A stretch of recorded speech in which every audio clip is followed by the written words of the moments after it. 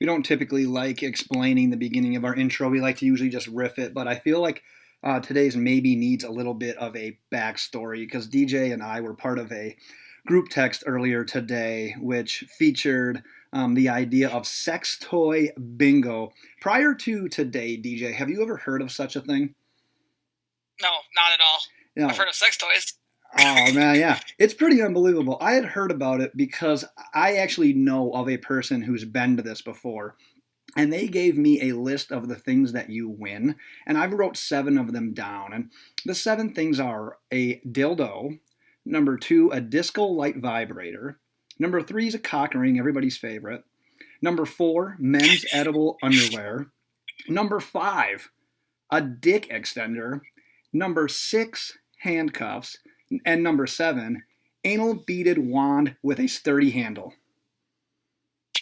You know what's kind of fucked up is that it's your wife that had all these toys. Let's get loaded. I have no response because this is the Loaded Box Podcast. Where we never finish first because we finish last. I only know that from experience, though. You know what from experience?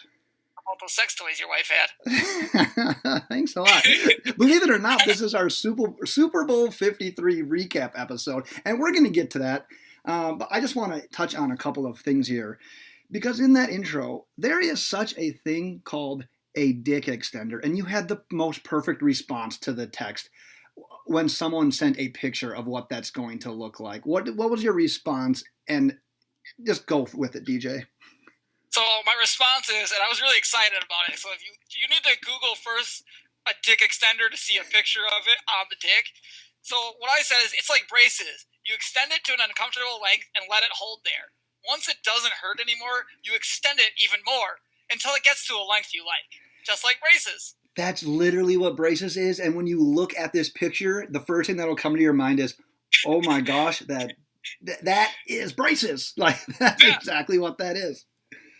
It straightens out your teeth, and this straightens and lengthens your dick. Oh my gosh! Dick braces. You had a perfect name for it. I don't know why they even called it a dick extender when you have the option to call it dick braces. I agree. And before we hit on this Patriots victory for the 18th time, an anal beaded wand with a sturdy handle. I mean, honestly, if you don't have a sturdy handle, you have a trip to the ER. That's what you have.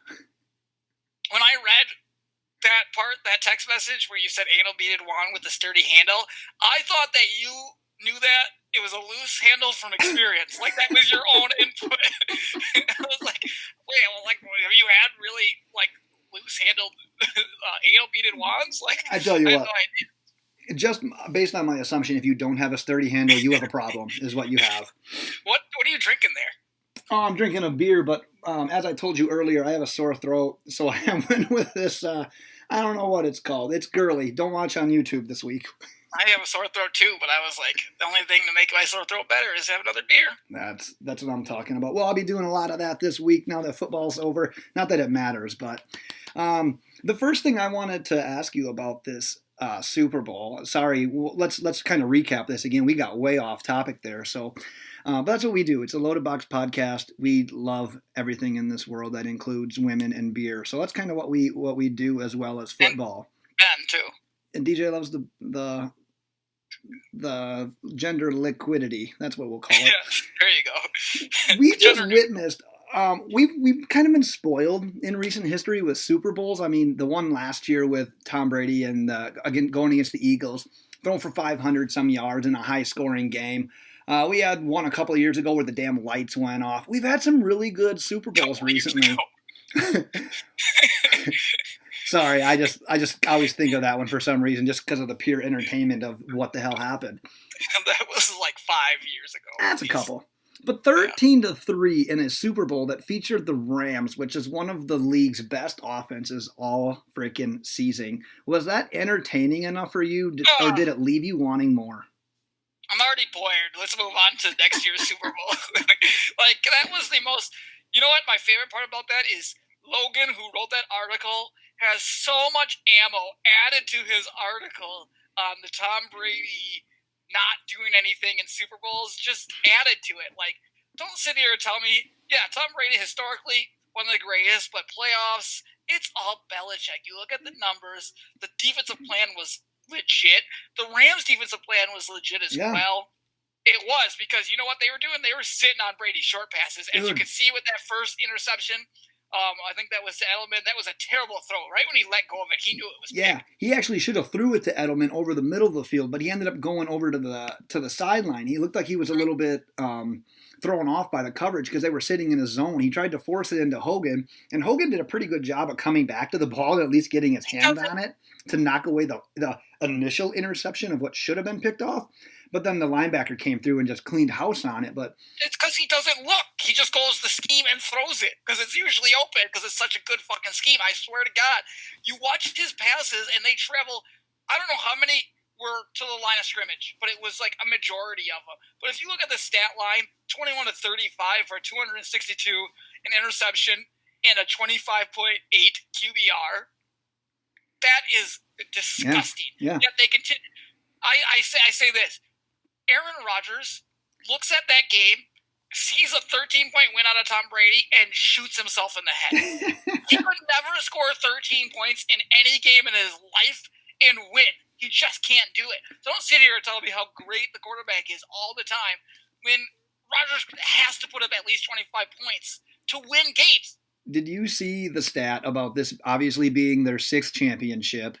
And it was like the lowest points scored ever by a winning team in a Super Bowl. And then also, of the 6 Super Bowls that Brady has now won, it was the largest margin of victory, 10 points, and they scored 13 total. Like, that blew my mind. I was hoping it was going to go into overtime there. So was I. So was I. Because Buffalo Wild Wings was giving away free wings or something if it went into overtime. Yeah, we didn't get the... That was a wild... I can't believe that interception. You just can't do that. It's terrible. That might be a difference between Goff and Brady. Brady would not. He would either overthrow the guy. It just wouldn't be picked off in that situation in that time of the game by Brady. I'll give him that. Where you can't just throw it off your back foot and then lob it. It needs to go over Brandon Cook's head. Like, he should be the only one who has a chance to make that play. That was terrible, I don't care that there were some people coming at him. You still step and throw that fucking ball. You see the zero blitz, you anticipate it, you get rid of it, you have 1-on-1. You don't just put everybody in a bad position. That was terrible. Right. The corner, I think it was Stephon Gilmore that picked it up. He even said, like, when he turned around, like, he couldn't believe that Goff even let the ball go. Like, he's just like, oh, that's the easiest interception I might ever get, you know? It was ridiculous. I would say this as well, kind of sidetracked here. The worst part about the beginning of that game, in my opinion, so Brady threw that interception, but for anyone who bet on who's going to have the first touchdown of the game, oh my God, Patriots are kind of matriculating down the field. I'm like, I bet personally on James White. So if you had any Patriots players, you're feeling good. You got the ball first. They're moving it a little bit, and not only did they got the first crack at it, but then they had a turnover. You had to wait until the third quarter. And I think that's what kept me on the edge of my seat of this game. Relatively speaking, like offensive-wise, boring, not great football. But, man, if you bet on who's going to score the first touchdown in that game, every single drive was just like, oh, my God, stop them. Or, Patriots, what the hell are you doing? Like, there was so many things. Like, if you bet on the game, that game was interesting. That's why I didn't mind it was 13-3 because I had enough prop bets. Let's talk about that bet for a second because we brought that up and you had this theory about the Patriots scoring first, and I dropped a just beautiful stat on you that ended up being perfectly nailed. In regards to the Patriots not scoring a first quarter touchdown in umpteen Super Bowl games, and so many, and they didn't. They didn't score a first half touchdown. Yeah, they didn't score a touchdown to the fourth. Was it the fourth quarter that they scored or the third? They ended up finally scoring their touchdown in the fourth quarter. They scored 10 in the fourth. Yeah, so they had the good pass to, was it Gronk? Or yep, right at the 2-yard line, and then Sonny Michel, the boy Sonny Michel. One play, I'm sure you don't remember it, but he ran a crossing route, got hit perfectly by Goff, a perfect pass on a crossing route. The corner, had him, but almost lost him, and I thought he had broke the tackle. Yep. I thought he was about to break it, and he would have scored. There was nobody out in front of him. And, the guy brought him down by, his left foot. And I was, standing up out of my chair like I'm about to get the first touchdown of the fucking game.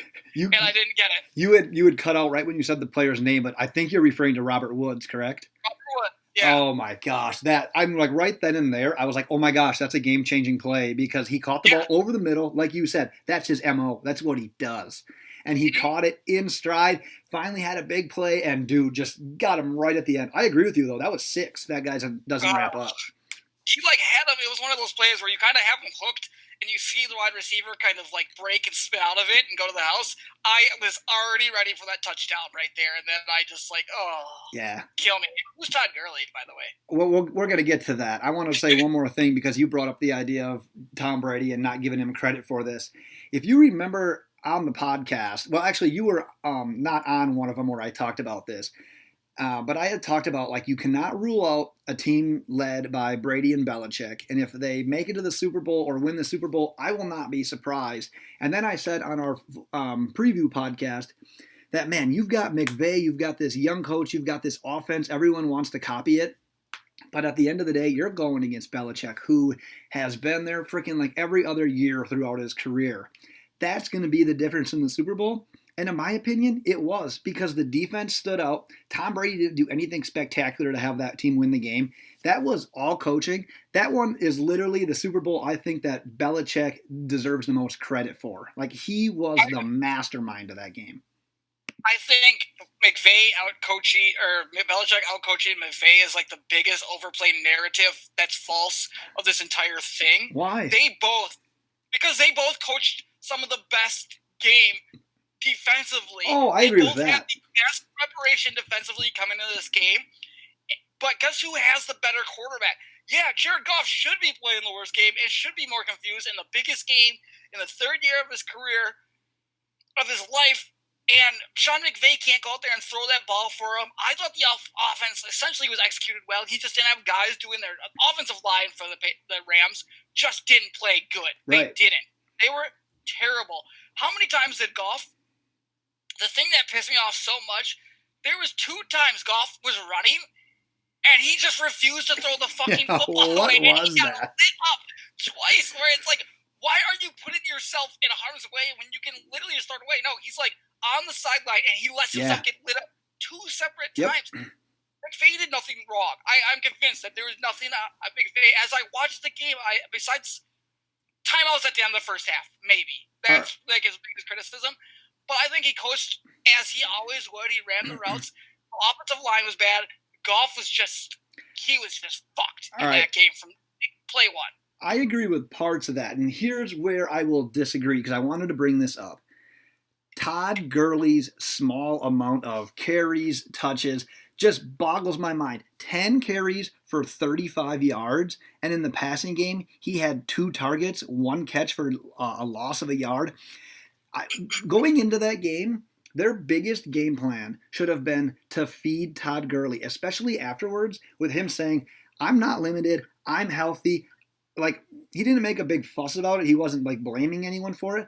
But where were his touches? The Rams were literally playing that game. That game that was either 3-0, 0-0, or, like, 6, whatever the damn score was. Within a possession the entire game, they were playing that game like they were down 21 points. I don't understand the play calling. Why was Todd Gurley not more involved? I think that's completely wrong. I think he is limited. I don't think he is okay. But why wouldn't he have said something though? Like why would he say, no, I'm fine? I think it's just something they're keeping under the hood of the car. I'm sure he had some off-season surgery under the radar that we'll somehow hear about in like July or August that we don't know about that actually kept it limited. This guy gave this guy 1 million carries during the regular season. Yeah. 1 million. You think he's going to limit him with how they're playing and how good of an explosive and how he knows that offense was revolved around Gurley the entire year? No, and that's why it's so puzzling. There's 0 chance. I don't think we should be that dumb to think that there's not something wrong with Gurley. I just don't think there is. I think I'm not going to be the stupid person that thinks that they just didn't play him because they didn't play him. I'm under that same mindset, but man, just the way he said it, like I almost feel like it would take a special player to just own up and say, like, to say what he said, to put his ego aside in the biggest game that he may ever play in, and say, oh yeah, I was fine. I was what it was. I'm not blaming the coaches. Basically saying what he said. Like I don't I don't understand it. I feel like that press conference should have went differently just It because of could the have lack been of carries. It doesn't make sense to me. one of those situations where Gurley says he's fine, feels all right, and the doctor's like, yeah, he's got a fucking torn groin. He can only play this much, or a grade 2 tear is like hamstring. What- He's like, he can't do too much. What puzzled me as well was some of the situations that he was in. So not only the limited carries, but if you're going to spell him with CJ Anderson, there was a specific, it was like 3rd and 20, and they just did a handoff basically just to get a couple of yards to get in better punt position. Gurley was in for that. They let Gurley get smoked on a 3rd and 20, obvious we're just going to hand the ball off and punt on the next play. Put CJ Anderson in for that. Don't put your all-world running back that you just gave a huge payday to that got you to this point. Don't put him in that situation. Give the ball to Gurley when it matters. He was ripping off some great runs in that game, and they just kind of ignored him. I don't get it. Something was out of Sean McVay's control. I guarantee it. Has to be. It's a lock of the year. Hey, sources. I have sources telling me that there is an undercover surgery going on for Todd. Allegedly, that there could be some kind of surgery out of Todd McVay's control on why he couldn't play out. Just sources close to me. How about this, though? And I thought this of both teams. I kept saying it throughout the game. Neither team ever tried any sort of hurry-up offense. Both teams were letting the play clock get under like 5 seconds every time. I get it on the first 3 plays of a drive until you get a first down. You don't want your defense to have to be on the field all the time, especially if you're having to go against a guy like Tom Brady. But after you get that first down, get to the line, have a play called, show a little bit of like enthusiasm, trying to get out there and get some chunk yards, get some points. Like at halftime, I'm like, okay, they're going to come out, they're going to try a little hurry up. Never happened, and I think that's one of McVay's biggest mistakes in that game as well. Maybe Gurley has a dick extender, and he just hasn't gotten used to the extension like that right now. He keeps tripping on it. And McVay knows all about it. And he's just like, I can't play you with that dick extender on. I love it. Let's talk real quick about Pristine Auction because they have daily auctions packed with tons of stuff for the man cave.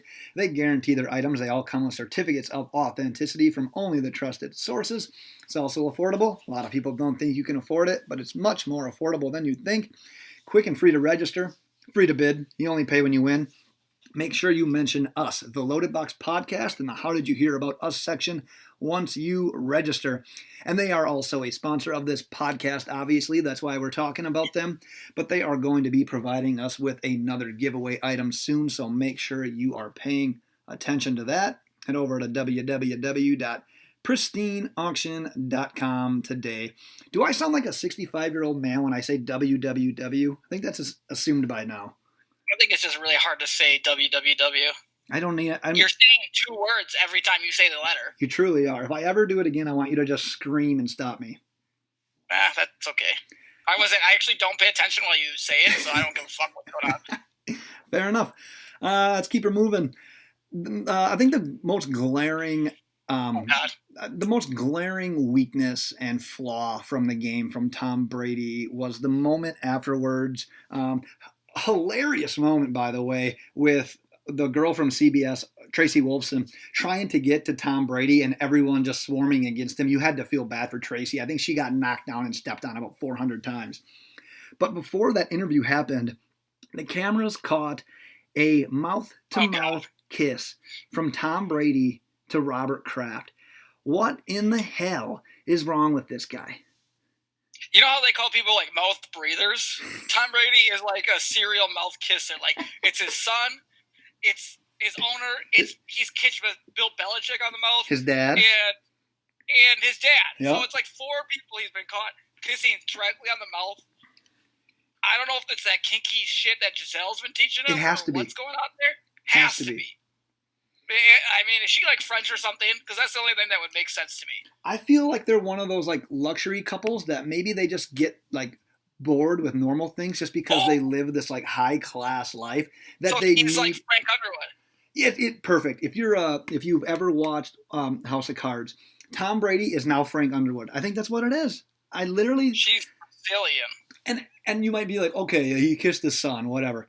He didn't just kiss his son. That was open, butthole kisses. That was like, oh, okay, he kissed his son. That was open, butthole kisses. That was like, oh, okay, he kissed his son. That was open, butthole kisses. That was like, oh, okay, he kissed his son. That was open, Mouthed. There might have been tongue there. I don't want to make a wild assumption, but sometimes we do that on this episode, on this podcast. But man, you can't just be doing that. You can't just be going around kissing Robert Kraft like that. That's just too weird for me. I want to think that it was a mistake, but then you go back and I saw a picture of 4 of them, and I'm like, okay, once it happens 4 times, that's no mistake. You're fucking mouth kissing these people on purpose, and they're all mouth open. They're all and I'm like, what are you guys doing? I don't know. The best thing is that you said it might have been a mistake. He got caught in the moment. It's the most viewed thing in the world every single year, and then you could have had that awkward moment between Tom and Bob Kraft. Oh God, did we just do that? Did I like it? Just so many questions right now. Yeah. I mean, I'm convinced he might be Frank Underwood now, and it makes sense. Gisele's Brazilian; they're kind of freaks too, so they do some weird type of shit. Maybe she's in. Maybe, you know what? Me and you need to get in with Gisele because maybe she'd hook up with us, and he'd just make out with a guy. I was gonna say, yeah, but when she's making out with me, Tom's gonna be kissing you. No, it's one of those things where it's like I don't know. It's Harvey Weinstein, Tom's with a bush. I don't know what you said. Oh, never mind. Let's move on from there. We had enough Tom Brady talk. I want to talk about another Patriots player, and it's kind of your guy. You hitched your wagon to this guy. I'll say, for lack of a better term here. Sony Michel proved to be a workhorse, and he was literally that offense's consistent rock when he was healthy. And that Bill Belichick. What was that? 6 touchdowns in the playoffs. Yeah, but Bill Belichick finally taking a skill player, a running back in the first round, paid off. Outside of that Burkhead run that kind of sealed it, Michel was the guy that they were relying on to seal that game.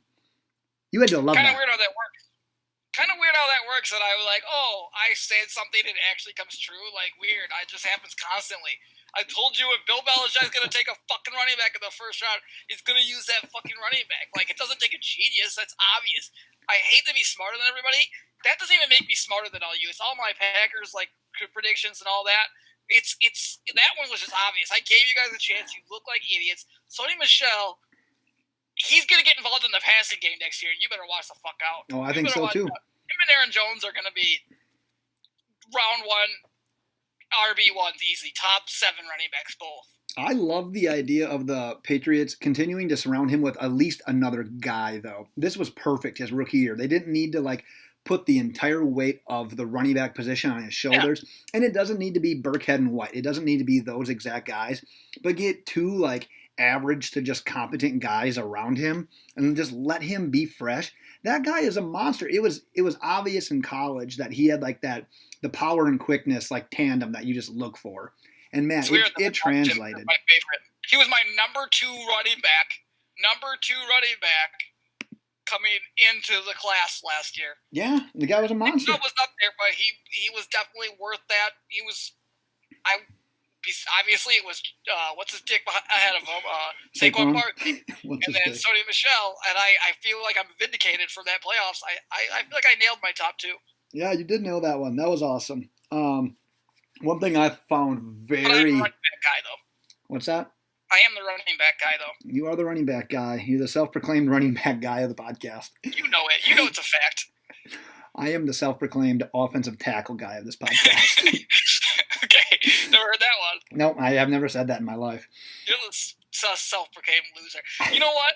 I don't know what. Tell me. I'm probably going to go off another topic, but I texted this to you, and my favorite thing about, on Twitter, they were talking about the Dolphins releasing Tannehill and not paying big money on a quarterback for next year, and you saying, suck for Tua, which is not this next year, but the year after. And I'm like, you know what this is? Ben is stuck in an endless cycle of thinking that they can just keep tanking every year, because I realize it's been going on for 15 years. 20. It's been happening for 20 years. It's why not just tank? And he keeps saying that. Tank for this guy, tank for this guy. It just doesn't stop. When do you think that you can stop tanking for the future? Well, I just want to correct you on one thing. You finally did correct yourself later. You can't suck for Tua. You have to tank for Tua. Let's get that right. Well, whatever. I don't care. It doesn't matter. Just keep. Why wouldn't you tank for Trevor Lawrence? That's actually my theory. I think they should tank the next 2 years and try to get him personally. Yeah. Here's my rebuttal. I've been saying tank for quite a long time. The problem is I've been saying that. The problem is the Dolphins haven't fully committed to the tank. This year, it seems like they are really going to commit. There is conversations about the team trading Xavier Howard.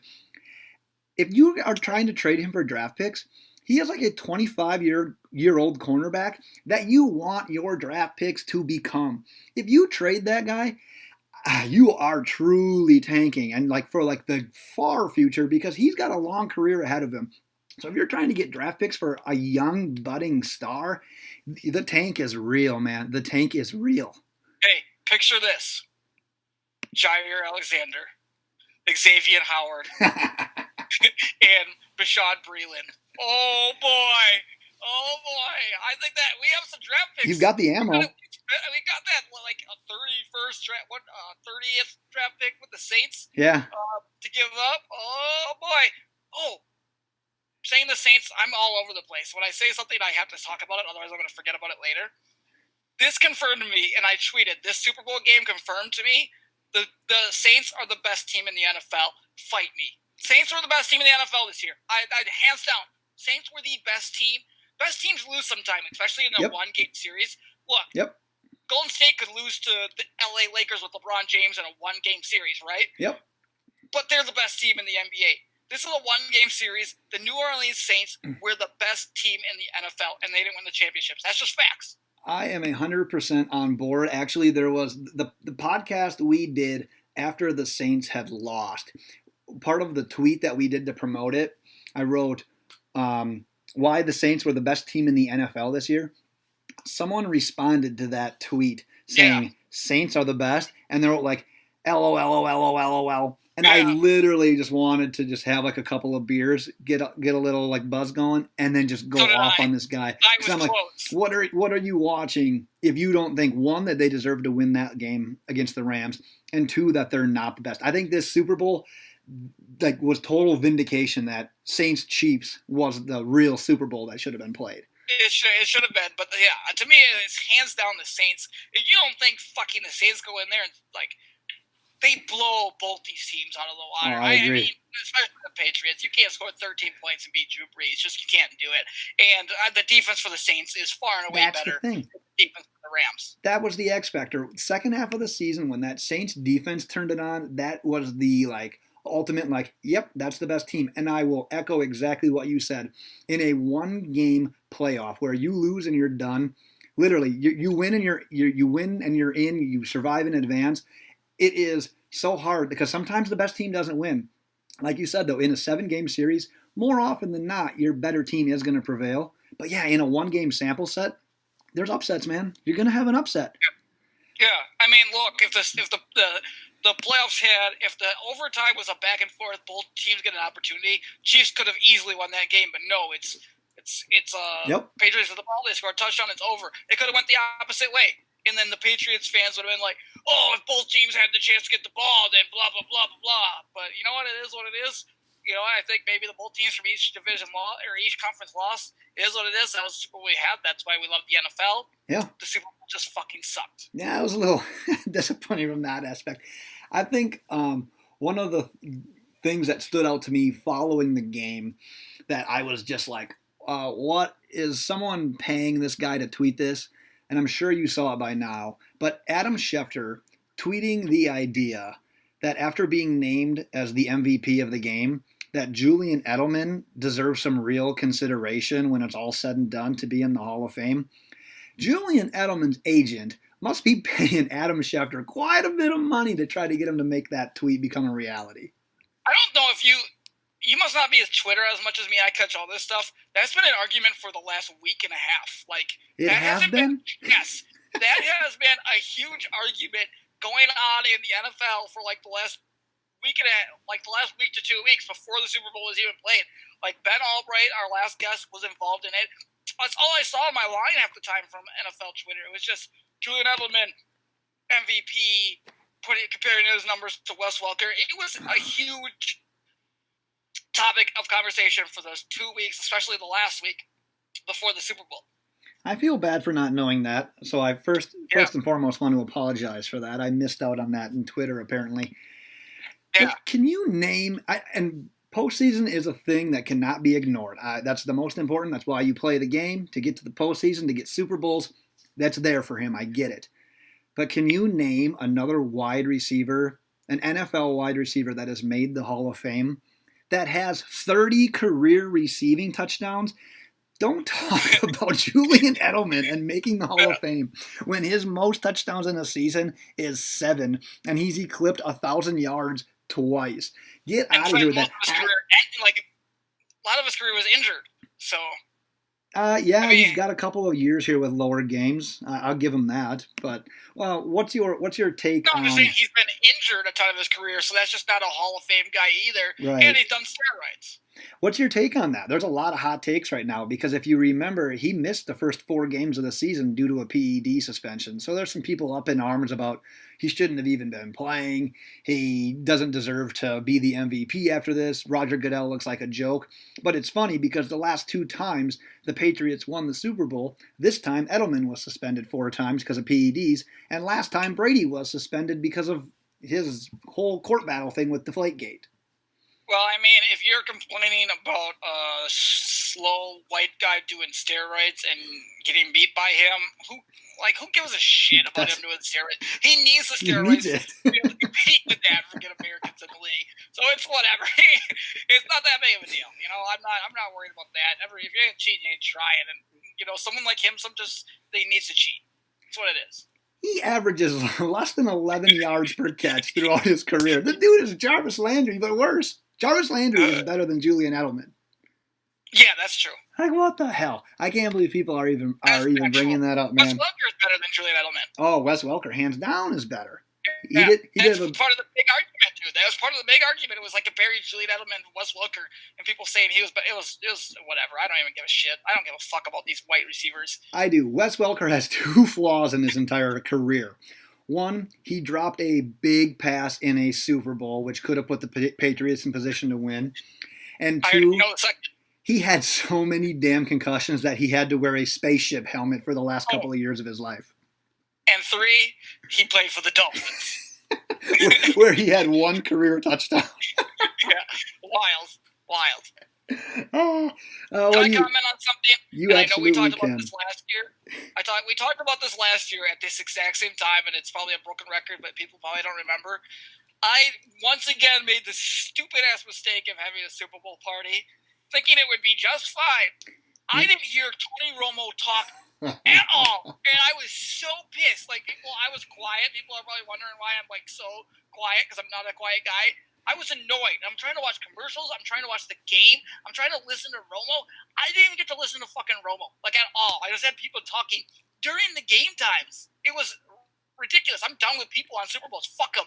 I think one of our next big projects from the Loaded Box podcast is to almost just kind of copy like Jesus here. We need to come up with the 10 Commandments because me and you have a very similar feeling on a lot of this stuff, especially when it comes to 1, your fantasy football draft, and 2, watching the Super Bowl. We need to legit make a 10 Commandments of things that you definitely should do for these events and things that you definitely shouldn't do. Because, man, if you want to pay attention, if you want to do anything with the Super Bowl, you either 1, have to watch it alone, or 2, watch it with the most similar, like-minded people in the world. Because I watched the Super Bowl with 2 other guys. They're like me. They want to watch the game. I had no issues, and I had just as much fun, if not more fun, with the small amount of food that we brought and the party that we had with the beers and everything than I would have in a party with 15 people. I might watch it with my wife and one other friend next year who's a really big fan, and maybe just my wife. I'm down to have my wife make me some big plate of nachos, watch the game, enjoy the Super Bowl, and drink some beers on my own. I'm pretty good at that already. Yeah. So fuck it.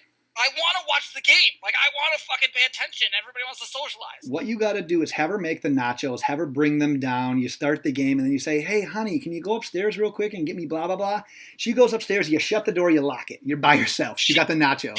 She won't talk, though. She actually knows that I want to watch the game. So she knows. She knows. I love it.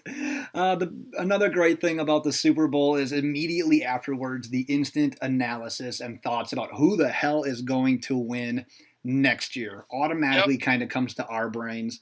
What are you thinking for next year? So this is one of the big things I wanted to talk about. This is my favorite thing. This is me being a Packer fan again and just laughing in the face of the rest of the division. I went to FanDuel and I saw the odds to be next year's champion. Not odds, it's odds. So the Bears are plus 2,000. So you bet 10 or what is it? I've got them at 14-1 for lack of clarity. Okay, or you bet $100 to win 2,000, right? So plus 2,000 means you bet 100 to win 2,000. Yeah, we're similar odds then. Okay, and then the Vikings are also plus 2,000. Yep, they're right the around Packers there. are plus 1,800. 1,800 to win the Super Bowl next year. That shows you how much of a fluke that the odds makers think that this year was for Aaron Rodgers and the Green Bay Packers. That shows you how dominant Aaron Rodgers is in these guys' heads, how much of a fluke this year was, how much Green Bay owns that division. When you have a quarterback like that, you do realize you just have a better chance of winning the Super Bowl than most people. And that proves it right there. Like, that just shuts – it just should shut the rest of you damn NFC North division lovers up. Easily. I feel like if you made the odds any worse or more in favor of the better, people that love gambling and love betting these futures are going to look for that team that might be kind of not the long shot, but like a medium range team that has a decent shot. And if you put their odds any longer, so many sharps would be betting on Green Bay. So you have to put their odds better than the Vikings and the Bears, I think. Yeah, it's the Aaron Rodgers factor. And if you think that's not the reason, then you're wrong. And I feel like I'm going to end up regretting this, but there's part of me that feels like the Bears are in line for a regression next year. Which big time. But if you think about it, like a little bit more realistically in returns to football, they shouldn't be, because they've got Trubisky, who will be in year 3. They'll have another free agency to go through. They'll have another draft to go through. They'll have another year of players getting experience. They should get better. They have one of the youngest core of players. I saw a tweet where you list off I'll call them special players, like the best players offensively and defensively for the Bears. The majority of all their key guys are signed through 2020 or 2021. They should be here to stay, but part of me keeps saying man, they peaked a little too early. I almost see a win-loss regression coming here. Let me say something about this division here. The Vikings are going to fall off the radar. Don't touch them. They're losing half their defense next year. They're going to be worse than even this year. And they still have Kirk Cousins. So, I mean, that sucks. But I was the Trubisky guy, right? If you listen to this every single week, fantasy-wise, going into the season, nobody was more Trubisky than me that wasn't a Bears fan. That's true. After watching football this season, I felt great about his fantasy performance. I nailed pretty much where I thought he would kind of fall. It was a great pick for me as far as drafting him compared to his ADP, getting him it was perfect. I did everything right when it came to Trubisky. Watching him next year, I'm not touching Mr. Trubisky. There's so many weaknesses that he has. I don't think they're going to improve. I think defenses are going to just destroy Mr. Trubisky next year. That's my next year's prediction. Wow. Mr. Trubisky sucks. That will hurt the Bears.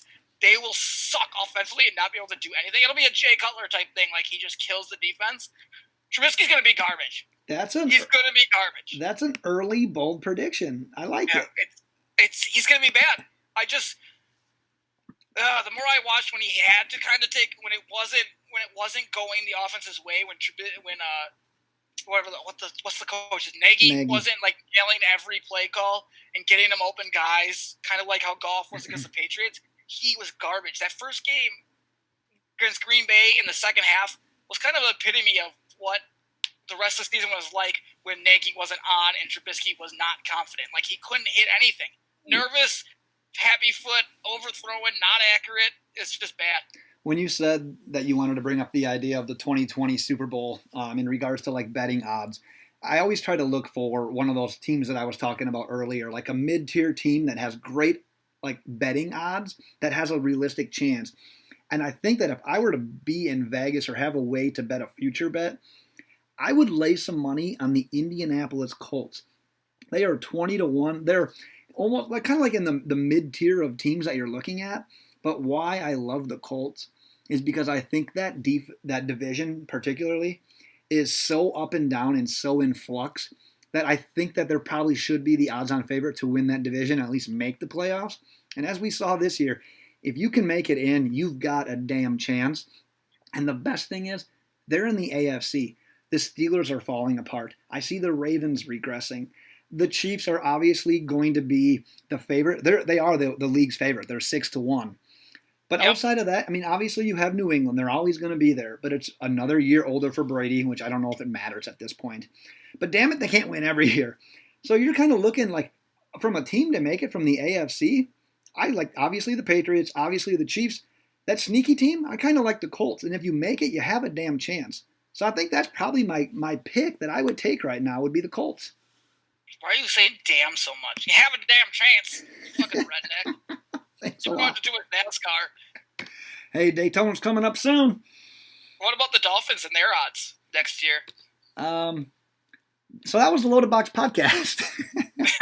Just dead last in the league. They are dead last by the widest margin that I've ever seen because the Redskins, Lions, Bills, Bengals, Raiders, and Cardinals are all tied for second to last at 100 to 1 odds. The odds for the Dolphins don't go to 150 to 1. They don't go to 200 to 1. They don't go to 250 to 1. They shot it all the way up to 300 to 1. I've never seen anything like that. I think Vegas has caught wind of this tank for Tua. And no one's betting on the Dolphins to win the Super Bowl. No one would bet on the Dolphins. Right now, I bet their over-under for games won next year is going to be 4 or less. What is your mindset going to be going into a year? I feel like you literally kind of have a chance. You won a couple of games this year. You wanted to lose some more, but they did win. So as a fan, you kind of want them to win. What's the mindset going in, knowing you're fucked? I just don't know what it's like to not expect to win. Yeah, I understand your question. I'll try to I'll spell it out there for fans of teams that are in this same situation as the Dolphins. Obviously, you go into every new year with a little bit of hope. Every single team is 0-0, baby. You got a fresh slate. You got some new players. You might have a tweak to your uniform. There's some new things. You're excited. What you do, though, is you temper those expectations. You go through the entire schedule and say, all right, they're going to go 4-12 this year. You don't let your hopes get higher than what your preseason expectations were. Even if they start 1-0, 2-0, don't let that fool you. Teams are not. The Dolphins started 3-0 this year. I don't know how the hell that happened. But what you do then, during the games, when you're watching it, when you know they're in tank mode, let's say we're 7, 8, 9 games in it, you cheer for certain players to succeed. You want your young studs to flash, like Minkah Fitzpatrick. He had that pick 6 against the Vikings. Rest of the game sucked. You want your young core players, you want to see them flash, succeed. You want to be somewhat competitive, but then you want to lose at the end. That's exactly what you cheer for. Your team loses 27-21. That's a damn victory. That's what you're cheering for. I just had a theory pop in my head. The Browns made fantasy football popular on purpose. They were the big riser behind fantasy football just to keep their fans interested in the game. Yeah, I don't think I can argue that. They're like, let's push fantasy football as hard as possible. Let's get all these guys to love fantasy football because they're fans. They were going to lose them for now before they got good. So they had to keep their fans in them from leaving. So they created fantasy football so that they would have other things to cheer for besides their team. I can't disagree with that. If you're watching on YouTube, you saw me get up nervously. DJ, I think we have to end this because if I don't get my power cord soon, we're going to die and we're going to lose it. So do you have any last thoughts of the Super Bowl or calling it a day? Nope. All All right, right. Elzaram, let's go. As always, thanks for listening. If you missed that last episode, it was our Super Bowl preview, but I think that thing is timeless with Ben Albright. So go back and listen because we talk about the Super Bowl, but we got great conversation, great advice there as well. Check us out on Twitter at LoadedBox. We'll be back next week with some great content as well. Check out our website, loadedboxpodcast.com. DJ, let's end this before we lose it. Cheers. Bye.